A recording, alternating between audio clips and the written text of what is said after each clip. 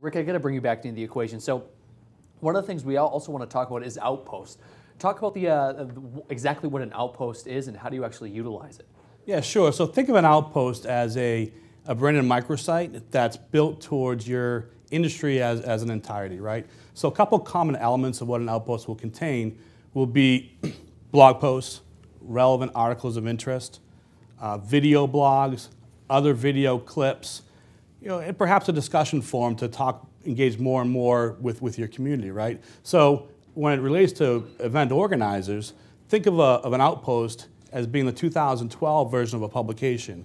Me, Joe Show organizer. I was going to say everybody had a trade show publication. Everyone did. Everyone had their own. And the concept was the more people that could subscribe to, not necessarily a paid subscription, but can follow my publication, the more exposure I get to market my event, right? So, the concept is I get people to sign up for my my Outpost to view my publication.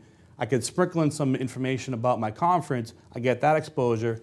Links back into gaining attendee insight. Now, the reason why Outposts are they're important is, it's the content that gets created within it. User-generated content. Chris Brogan will tell you that in order for you to keep your audience, you need to be able to create compelling content weekly.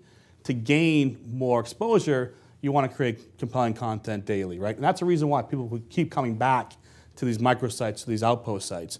Stephanie will talk to you, I think actually the next slide, talk about the 80-20 rule. Mm-hmm. And that's really why you don't want to have all this content be on the event site. You want to create a separate branded microsite called an Outpost. And in a nutshell, this basically takes your event 365 days a year, doesn't it? I think that's the thing to really know about. Yeah, absolutely. Because it's industry specific and not necessarily event specific, there's compelling content there every day of the year.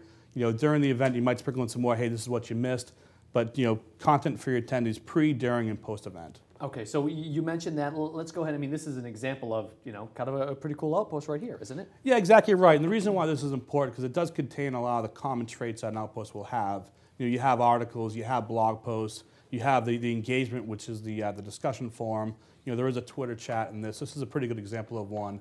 TEDx has another example of an Outpost. Workshifting.com, another good example of what an Outpost would be. That's not necessarily the trade show space, but you kind of get the idea of where we're going.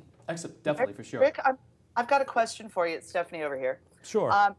So with these Outposts, because this is a concept that I was pretty unfamiliar with, and I think a lot of other people are as well, where do you link it from your website? Do you have like a community spot that you link over? How does that work?